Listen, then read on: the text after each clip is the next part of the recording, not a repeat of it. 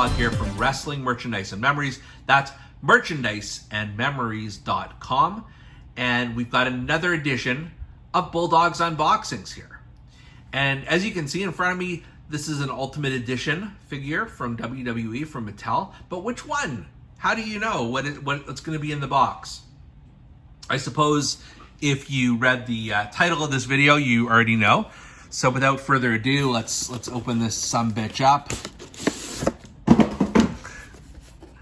And you can see it is Triple H Ultimate Edition. This is his DX gear. And this is from his 2006 D-Generation X, Survivor Series 2006 to be more precise. So I think his second to last run as a member of DX. Fans voted this over King of the Ring 2000 and Super Showdown 2018. I can't say I blame them in that thinking. And we're gonna open this up and we're gonna see what's in here.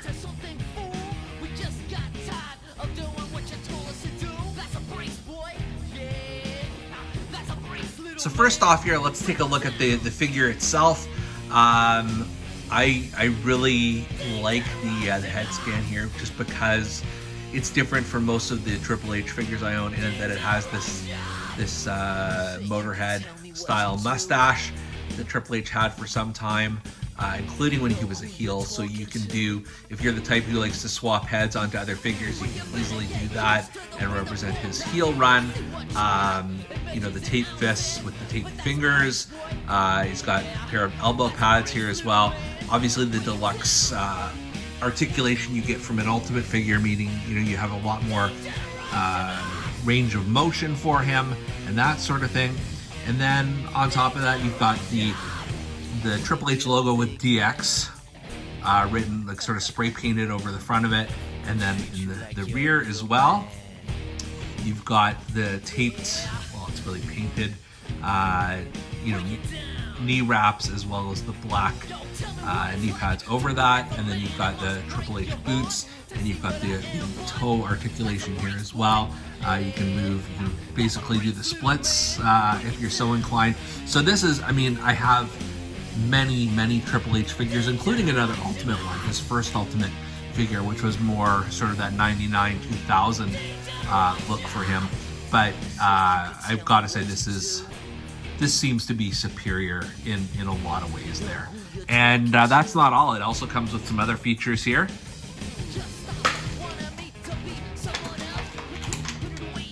Let's first look at the heads.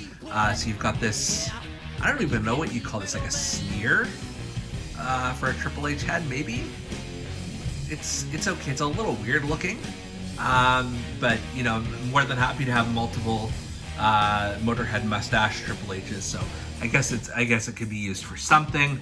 And then you've got the angry, I don't know, yelling Triple H. It's not quite a full yell on here, but it's an interesting face.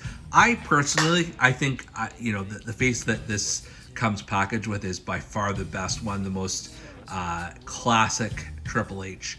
And it really suits this figure well. But you can, you know, obviously changing depending on your mood, depending on where you want to take this, you know, you could use any of the other options. Now let's just say that you want to DX this version of Triple H a little bit, because I mean, other than the trunks, it is just sort of your standard 2006 era Triple H. So let's try a little bit with that. We're gonna put on a shirt and a hat for the guy.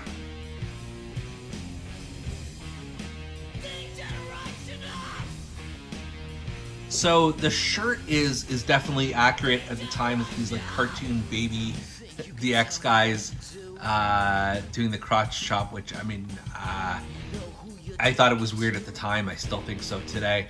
But it is accurate to the period of time. He's also got the DX spray painted logo hat, which actually is a bit of a game changer, pun intended, because it actually changes the look of Triple H a little bit. If you put it on a different head, I'm just gonna try here. Yeah, I even mentioned like the sneering version before, the smirk or whatever you want to call it. That makes it look a lot different. I'm gonna try the screaming version too. just to see how it sort of changes the figure. Yeah, again, I don't like that one quite as much. You can also, not that Triple H tended to do this, but you can also, you know, reverse the baseball cap for a bit of a different look. But I prefer it here on the head of sort of DX Triple H, because it does set it apart from the first Ultimate figure and most of your Triple H figures for that matter. Now, in terms of extra hands, they've come with 2 sets of alternate hands here. I'm going to try and get into the camera. So you've got the, I guess these are the crotch chop hands. I'm doing it wrong here, but and that's fine. But I will say, like the original DX, I've got them all sort of chopping their crotches in my collection. So I don't know if I need that for a, you know, somewhat more mature Triple H. I think the closed fist sort of, or not closed fist, but the C-grip hands that he's got are more than fine for this kind of a figure. But it also comes with, you know, 2 closed fists for punching, one of them wrapped, one of them not so much, and that's also an option. And then the last thing you've got here in the Ultimate figure is this little bottle of water, which is similar to the first Triple H Ultimate. It may actually be the exact same bottle. Let's see if he can hold it here. I'm gonna just try and maneuver it into his hand. It works. It was a bit of a struggle to get it in his hand, but now he can do he can drink his beverage and then spit out the water if he's so inclined. I mean, again, probably less relevant for the Triple H DX reunion version rather than the classic Triple H, but it's a nice option to have for sure. Overall, this is not a bad figure. It's certainly worthy of the Ultimate Edition collection, and you know, right now I have about 10 or so Ultimate Edition figures. I'm hoping by year end to expand that to 20, 25 maybe. So that's really a big theme of 2023. I'm going to be bulking up my Ultimate Edition figures. You've already seen on this channel this year alone, I think Roman Reigns, we did Macho Man, and there was one on Shawn Michaels as well. So you definitely, you know, interested in growing that collection quite a bit more over the year. This is not the greatest Triple H I have, but it's a good sort of period piece for a point in time where he was still the game. He was still very much active, reaching the end of his career at that point, but not quite there yet.